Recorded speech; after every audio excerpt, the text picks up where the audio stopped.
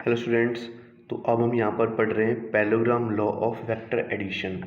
तो क्या कहता है, according to this law if two vectors acting at a point represents two adjacent sides of a parallelogram then the resultant is represented by the diagonal of the parallelogram from same point. ये कह रहा है कि अगर दो vectors triangle parallelogram की दो sides represent कर रहे हैं, मान लेते हैं कि एक साइड मेरे पास ये हो गई और दूसरी साइड मेरे पास ये हो गई, एडजेसेंट साइड रिप्रेजेंट कर रहे हैं, दोनों जो एंगल हैं वो बना रहे हैं थीटा। तो जितना ये है उतना ये ड्रॉ कर देते हैं पैरेललोग्राम बनाने के लिए, और जितना ये है उतना ये ड्रॉ कर देते हैं। तो कहता है कि अगर इस पॉइंट पर दोनों वेक्टर ये एक्ट हो रहे हैं, इधर ए वेक्टर एंड इधर बी वेक्टर, तो जो रिजल्टेंट होगा वो इससे दिया जाएगा, यानी डायगोनल से दिया जाएगा रिजल्टेंट वेक्टर। ठीक है। नाउ एंगल ये थीटा बनेगा, तो हम इसको आगे की तरफ ड्रॉ कर सकते हैं। तो ये एंगल भी क्या बनेगा, थीटा बनेगा। ये बी वेक्टर है तो ये भी क्या हो जाएगा बच्चों, बी वेक्टर हो जाएगा। ऐसे ऊपर वाला ए वेक्टर हो जाएगा।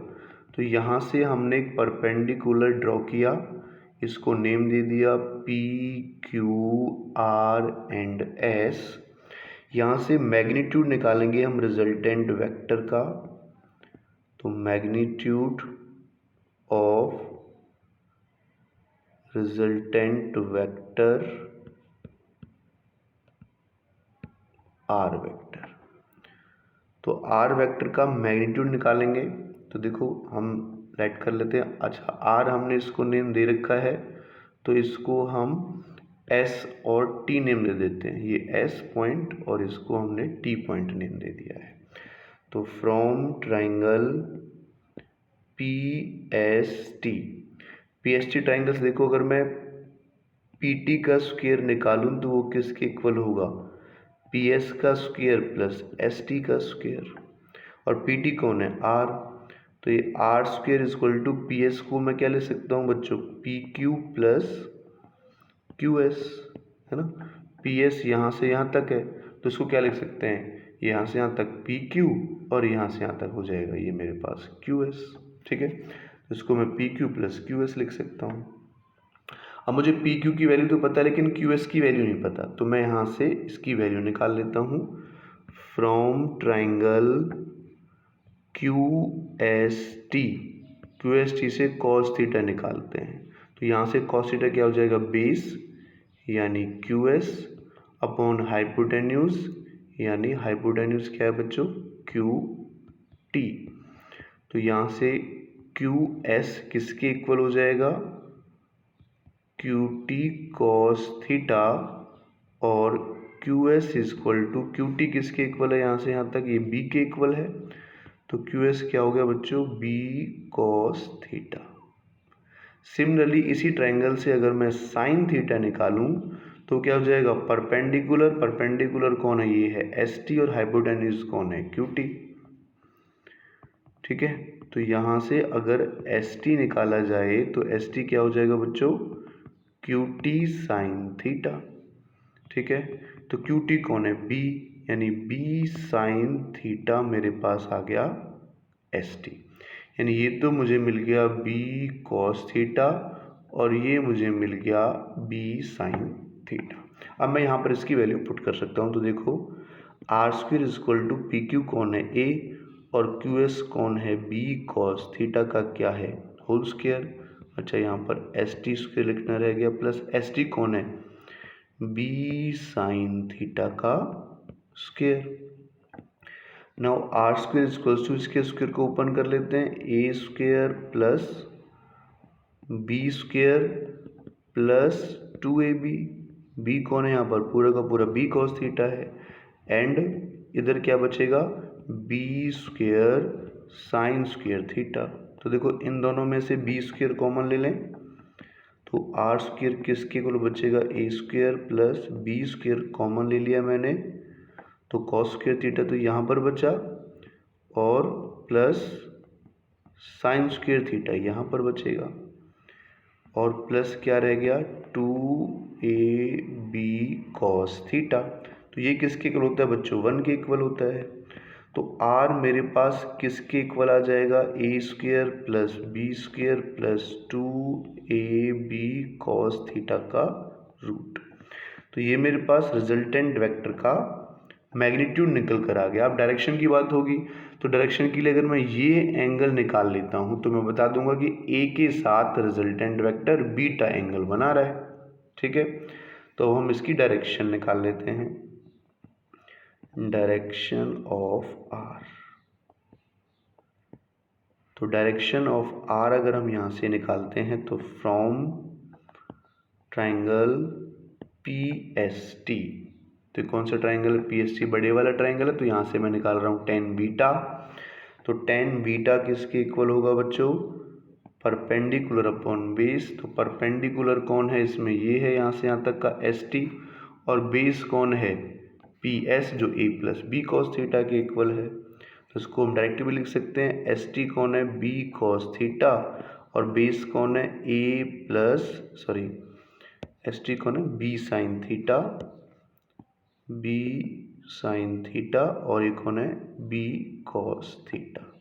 ये मेरे पास टेन बीटा आ गया यानी एंगल। और अब बीटा अगर मैं निकालूं तो किसके इक्वल हो जाएगा, बी साइन थीटा, यानी टेन इनवर्स करके हम इसको लिख देंगे। अगर मैं बीटा निकालता हूं तो tan inverse B sine theta upon A plus B cos theta. ये मेरे पास इसकी डायरेक्शन आ गई, यानी बीटा एंगल निकल कर आ गया। हेलो स्टूडेंट्स, तो आज मैं आपके सामने पढ़ा रहा हूँ यहाँ पर triangle law of vector addition. तो triangle law of vector addition क्या कहता है, according to this law if two vectors acting at a point represents two sides of a triangle in same order, then their resultant is represented by the third side of the triangle in opposite order from same point।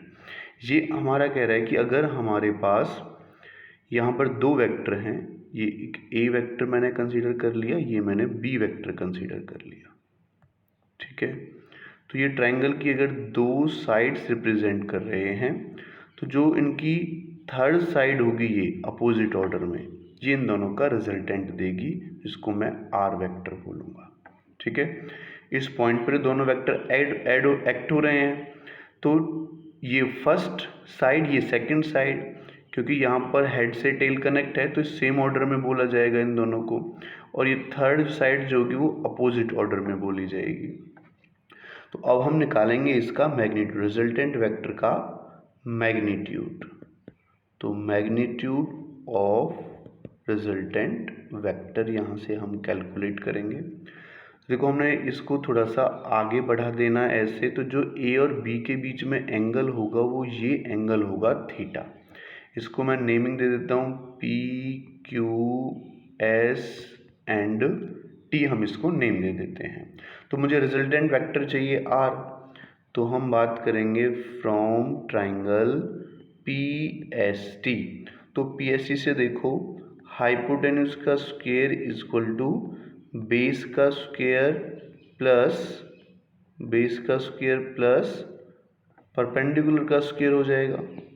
ठीक है, base का square plus perpendicular का square, और देखो R square equals to, जो मेरे पास P S है तो क्या मैं इसको P Q plus Q S का स्क्वायर लिख सकता हूँ, और प्लस क्या हो जाएगा, एस टी का स्क्वायर हो जाएगा यहाँ से। ठीक है, तो ये देखो जो मेरे पास ये क्यू एस है, मैं बात कर रहा हूँ from triangle Q S T से।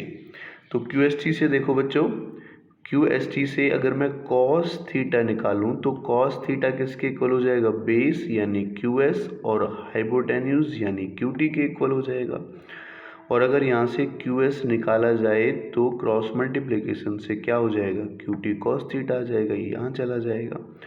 और क्यू टी की वैल्यू क्या है, बी है ना, क्यू टी यहाँ से यहाँ तक कितना है, बी है, तो ये क्या हो जाएगा, बी कॉस थीटा। यानी ये साइड जो मुझे यहाँ पर मिली वो मिली बच्चों बी कॉस थीटा। सिमिलरली ये साइड जो मुझे मिलेगी बी साइन थीटा मिलेगी, अगर मैं इस ट्राइंगल से साइन थीटा निकाल लेता हूँ तो। अब ये वैल्यूज़ यहाँ पर पुट कर लो, R square is equal to P Q की वैल्यू कितनी है ए प्लस क्यू एस की वैल्यू कितनी है बी कॉस थीटा, इसका क्या हो जाएगी स्क्वेयर, प्लस एस टी की वैल्यू कितनी है B square sine square theta हो जाएगी। इसको ओपन कर लेते हैं, ए प्लस बी का फॉर्मूला बन गया, इसको ओपन करो, A square plus B square plus 2ab, B कौन है पूरा ही बी कॉस थीटा है इसलिए 2ab में लिखा जाएगा, और इधर B square sine square theta. देखो इन दोनों में से बी स्क्वेयर कॉमन ले लेते हैं, तो यहाँ ए स्क्वेयर बी स्क्वेयर मैंने कॉमन लिया, तो क्या बचेगा cos square theta plus sine square theta, और प्लस ये किसके इक्वल हो जाएगा 2ab कॉस थीटा के इक्वल हो जाएगा। तो ये तो हमारे पास cos square theta plus sine square theta 1 हो गया, तो यहाँ से आर स्क्वेयर किसके इक्वल हो गया A square plus B square plus 2ab cos theta के इक्वल।